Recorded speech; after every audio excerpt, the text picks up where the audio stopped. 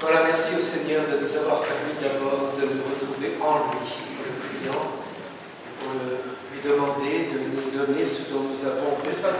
Dieu que la liturgie, Dieu qui est le commencement sans fin, qui est la vie sans commencement sans fin, nous te confions cette année, demeure auprès de nous jusqu'à son terme, qu'elle nous soit par ta grâce un temps de bonheur et plus encore un temps de fidélité à l'Évangile.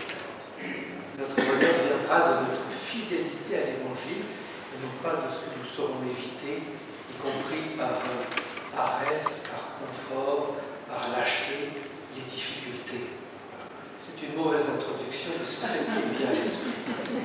Voilà, je voudrais vous remercier pour le temps que vous avez pris pour cette traditionnelle cérémonie des vœux au diocèse, pour vous dire que je voudrais à la fois m'associer à tous les vœux que vous avez adressés, vous adresser tous les vœux que vous aimeriez recevoir, et en même temps vous dire que je confie à Dieu ce qui est le meilleur pour vous, sachant que de toute manière, ça ne dépend pas que de moi. Donc il vaut mieux lui laisser faire son travail et lui demander la grâce que je n'y fasse pas trop d'obstacles. Je voudrais être proche aussi de chacune et chacun de vous dans les joies qu'il peut connaître, qu'il peut éprouver, ou dans les épreuves. Nous savons par exemple que la vallée de l'Aisne est particulièrement éprouvée depuis quelques jours par le décès accidentel d'un jeune de 26 ans, Antoine, qui est mort dans un accident de voiture, qui venait de se fiancer et qui était plein de dons au service de la paroisse, des jeunes de l'institution Jean-Paul II, d'une chorale qu'il animait à Paris, et puis aussi il composait de la musique. On peut retrouver, semble-t-il, des compositions qu'il avait faites sur YouTube, donc Antoine Copé. Donc, avec tout ça, je voudrais être proche et de vos joies et de vos peines, en les confiant, demandant au Seigneur pour nous tous la grâce dont nous avons besoin, parce que nous savons bien que nous sommes pleins d'énergie, mais selon l'âge que nous avons, peut-être que nous avons besoin d'un peu plus de temps pour en récupérer de nouvelles avant de passer à l'étape suivante. Nous avons plein d'énergie, plein de bonne volonté, plein de projets, mais si le Seigneur ne bâtit la maison, en vain peinent les maçons. Et ce qu'il y a vraisemblablement chacune et chacun de nous, c'est que nous ne voulons pas dépenser nos énergies pour rien. Alors, dépensons-les les uns avec les autres, comme ça nous nous aiderons à discerner là où il est mieux de les dépenser, de les engager, et là où c'est peut-être moins important. En tout cas, pour ce qui concerne le diocèse, je voudrais exprimer à travers ces vœux une continuité à ce chemin sur lequel nous sommes engagés depuis quelques années, qui a franchi une nouvelle étape avec les fraternités missionnaires de proximité. Vous savez qu'il s'agit d'être à l'Église dans l'Oise aujourd'hui, et qu'il s'agit aussi de préparer l'Église aujourd'hui à être encore l'Église de Jésus-Christ, vivante, rayonnante, témoignante dans quelques années. Et nous voyons bien qu'il y a des tas de choses qui perturbent en quelque sorte, ou qui viennent impacter ce souhait que nous avons. Et donc il faut que, ensemble et avec le Seigneur, nous puissions recevoir pour aujourd'hui et pour demain les moyens d'être son Église et d'assurer de continuer la mission qu'il lui a confiée, qu'il nous a confiée. Et je crois que, chemin faisant, nous pouvons éprouver combien ces fraternités missionnaires de proximité, ces fraternités de proximité, peuvent être un moyen par lequel le Seigneur peut nous rassembler dans l'unité, nous aider à vivre personnellement et ensemble une vraie vie chrétienne. On l'a formalisé un petit peu avec les 5 essentiels, et nous aider à être en même temps, non pas en club qui se regroupe et qui essaye d'attendre que la tempête soit apaisée ou que les coups soient moindrus, mais qui, à cause du Seigneur, se retrouvent, se partagent ce que le Seigneur fait, vit en eux, la parole qu'il leur confie, et puis qui savent continuer à servir et qui savent continuer à témoigner. Donc, je nous encourage à poursuivre dans avec ce cap d'une Église d'aujourd'hui pour demain, qui vit en communauté fraternelle et fait de nouveaux disciples du Christ, et qui voit dans les fraternités missionnaires, non pas la recette, mais un de ces moyens, un de ces lieux où il est possible de vivre la vie chrétienne et d'avancer les uns avec les autres. Alors il y a des choses qui sont déjà en cours, il y a des choses qui vont se développer, à nous d'en profiter et à nous de faire que ce moyen puisse avoir sa fécondité dans nos communautés, Et c'est une fécondité qui ne peut pas exister sans nous. Hein, nous le savons, le Seigneur ne veut pas faire sans nous. En élément complémentaire de ces fraternités, il y a eu, et nous allons continuer, nous continuons à le mettre en œuvre, il y a le développement, enfin la réforme, si on veut dire, ce n'est pas de la curie romaine, c'est de la curie diocésaine, c'est la réforme des services diocésains, qui doivent résolument être au service des paroisses et de la mission des paroisses. Et donc qui s'organisent de telle manière qu'en même temps, il y a toujours un certain nombre de points de repère, on ne va pas tout révolutionner, et en même temps, il va y avoir deux axes en quelque sorte. Un axe qui est celui de l'écoute des paroisses, et l'autre axe qui est de travailler autant que possible en réseau, ensemble, en mutualisant en quelque sorte nos objectifs, nos besoins, nos moyens, pour servir, pour mieux servir. Et donc ça, c'est un objectif que nous continuerons à tenir et pour lequel je souhaite que le Seigneur nous donne plein de grâce, comme à moi, pour que nous puissions avancer sur ce chemin.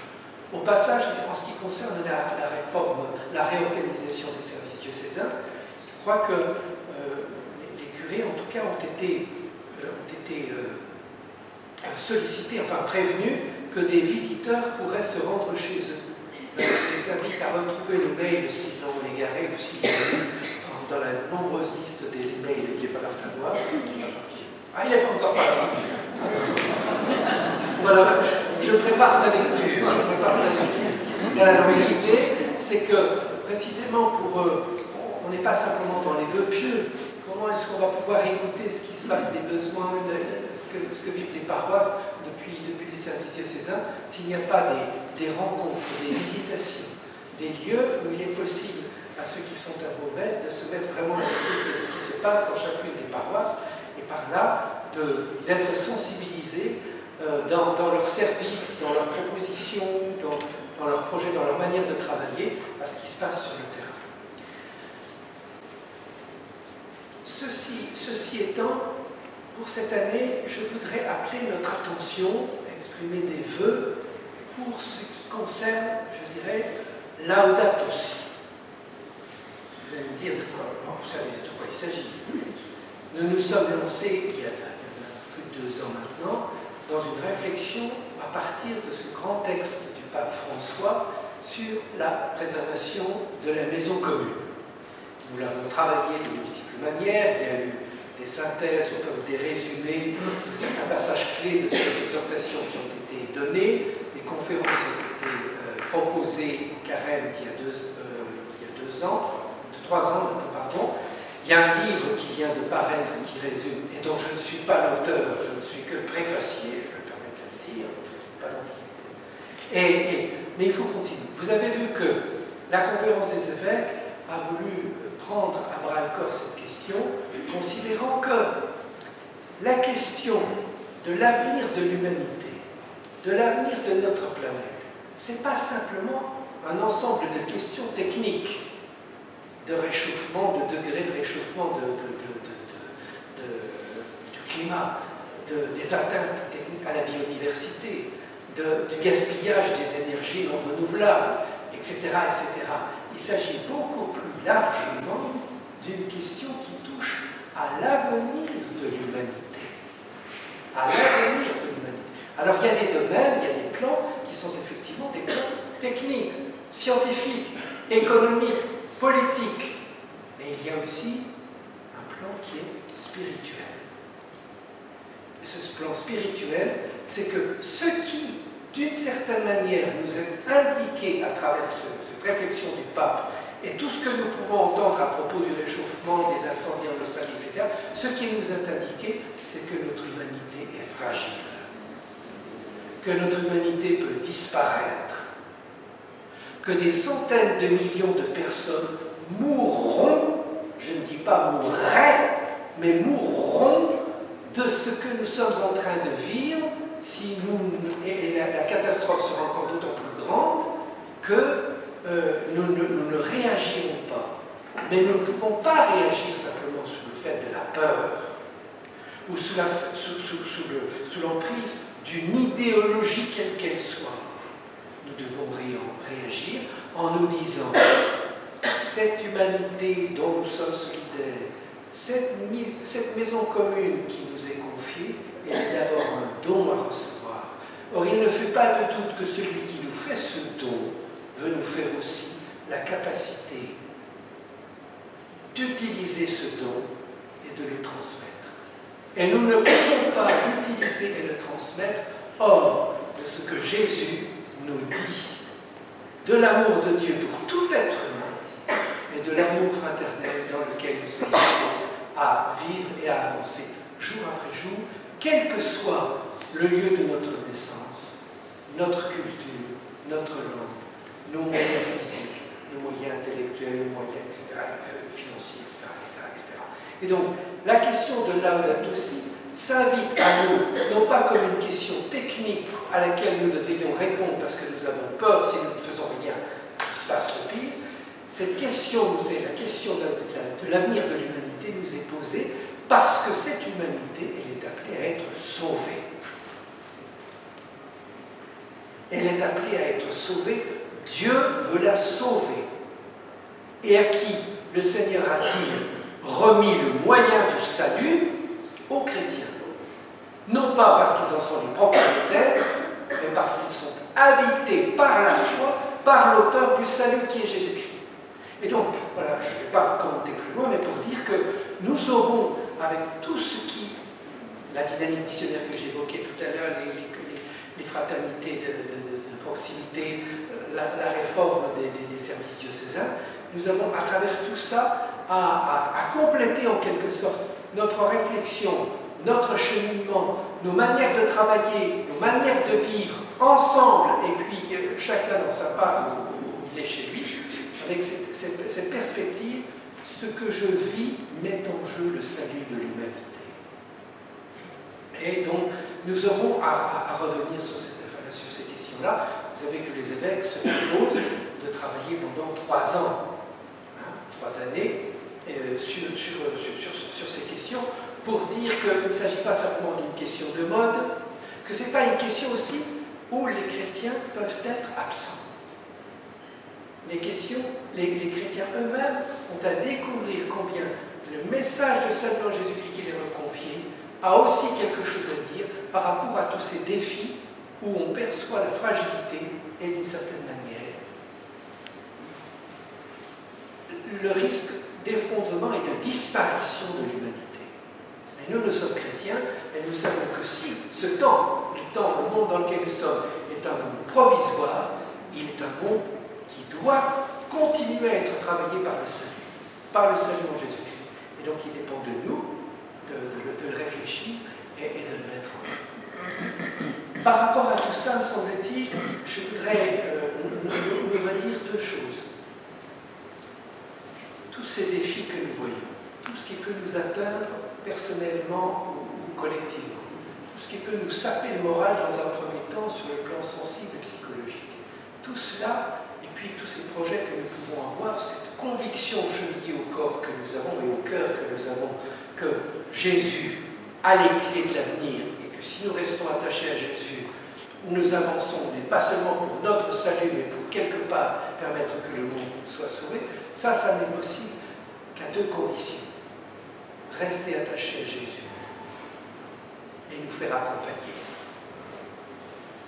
Rester assez attaché à Jésus, c'était, rappelez-vous, l'année de la miséricorde, au cours de laquelle le pape François lui-même nous avait proposé de vivre l'adoration comme étant un des éléments pour cheminer pendant cette année. Vous vous rappelez que nous avions mis en œuvre l'adoration continue sur l'ensemble du diocèse. C'est-à-dire qu'une paroisse chaque jour du mois, ou 2 paroisses chaque jour du mois, prie, porte les intentions du diocèse et de l'Église en France et dans le monde, et porte les intentions qui peuvent être de la paroisse, donc sans discontinuer. Il y a comme un passage de relais qui se fait. Ça s'est bien fait pendant l'année de la miséricorde elle-même. Après, ça a été un peu plus difficile, semble-t-il, pour être vécu de la manière originale, si on pouvait dire, originelle. Et certaines paroisses ont adapté très bien. L'essentiel, c'est que chaque jour, il y ait une paroisse ou 2 paroisses qui, à son jour dédié, je dirais, porte le souci de présenter au Seigneur la paroisse, le diocèse, l'Église, etc. Et donc, j'encourage à ce que ça se développe. La visite à Gmina a permis de découvrir de manière un peu objective que chaque mois, je parle sous le contrôle du Père Emmanuel, chaque mois, dans le diocèse, il y a plus de 1000 personnes qui concourent à cette adoration continue dans le diocèse. Eh bien, merci, et en même temps, permettez-moi de dire, il y a encore une petite marge de progression. Et pourquoi? Il ne s'agit pas de compter, mais parce que vraiment, dans ce que j'appelle l'adoration, il y a quelque part, Seigneur, toi, tu vas nous aider à avancer. Seigneur, toi, tu sais ce qui est bien pour le cœur des autres. Seigneur, toi, tu sais ce dont j'ai besoin. Alors donne-moi-le. Donne-moi-le pour eux. Donne-moi-le pour que je leur transmette. Donne-moi-le pour que je ne me décourage pas, pour que je persévère, pour que je garde de l'espérance, pour que je n'en reste pas à ma zone de confort et que j'ose aller un peu plus loin. Et donc, je veux nous encourager à nouveau à rester branchés sur Jésus. Je parle de l'adoration, et c'est vrai que c'est important, me semble-t-il, mais bien évidemment, je n'exclus pas ce qui est la vie sacramentelle, ce qui est le recours à la parole de Dieu. Je me rappelle maintenant que, je crois, dans 15 jours, c'est le dimanche de la parole de Dieu. C'est le dimanche que le Saint-Père propose de vivre dans l'Église universelle comme un dimanche plus particulièrement orienté sur cette parole que nous recevons de dimanche en dimanche. Est-ce que ce dimanche-là, dans nos paroisses, nous saurons la mettre en relief d'une manière particulière, dans la procession, dans l'environnement où elle est installée, dans le commentaire, enfin, je ne sais pas, mais c'est aussi un lieu, bien évidemment, important de notre connexion, de notre enracinement et de notre attachement au Christ. Donc je me permets de le rappeler. Et puis ensuite, non seulement il nous faut avoir une perspective qui est jésuétrante, mais il nous faut être accompagné. Cet accompagnement, je vous propose de le vivre avec Marie. J'ai lancé dans différents lieux la question de savoir s'il serait bien ou pas bien de consacrer le diocèse à la Vierge Marie et de vivre une année mariale. J'ai eu quelques réponses assez négatives qui craignaient pour l'œcuménisme, pour la mariolâtrie, pour différentes choses qui, me semble-t-il, sont des points de vigilance, mais ne sont pas vraiment des obstacles. Parce que nous ne sommes plus aujourd'hui dans la mariolâtrie. Et nous ne sommes plus aujourd'hui dans un état de l'œcuménisme où les catholiques seraient encore bien vus s'ils cachaient leur vénération pour Marie. Parce que quelque part, même des protestants, non pas nous envient, ils voudraient avoir Marie, mais ils savent percevoir qu'une présence de Marie dans un cheminement de foi attaché à la parole de Dieu, c'est pas rien. Alors, ils le vivent certainement chacun de manière différente, selon qu'ils sont dans telle ou telle dénomination. Et donc, la difficulté œcuménique est un point sensible, mais ce n'est pas un obstacle. Et puis parce que nous savons avec le Concile que Marie est vraiment celle qui n'est pas là pour vivre les choses à notre place, pour faire les choses à notre place, pour nous empêcher d'avoir une relation avec son Fils, mais au contraire, elle est celle qui nous aide à accueillir la parole, à la laisser prendre chair, à avancer, et à avancer aussi bien au noces de Cana qu'au pied de la croix, à attendre, comme elle a attendu, entre l'Ascension et la Pentecôte.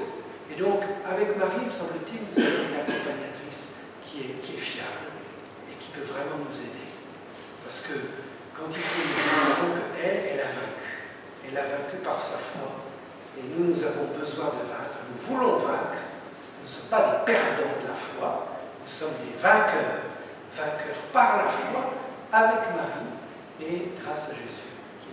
Alors, voilà. Ça veut dire que j'annonce cette année mariale que nous vivrons l'an prochain et qui est précédée d'une consécration qui, au demeurant, a été faite déjà en 1914. Je crois que c'est en 1914 que Monseigneur Douai a consacré la ville de Beauvais d'abord, puis ensuite le diocèse à Notre-Dame.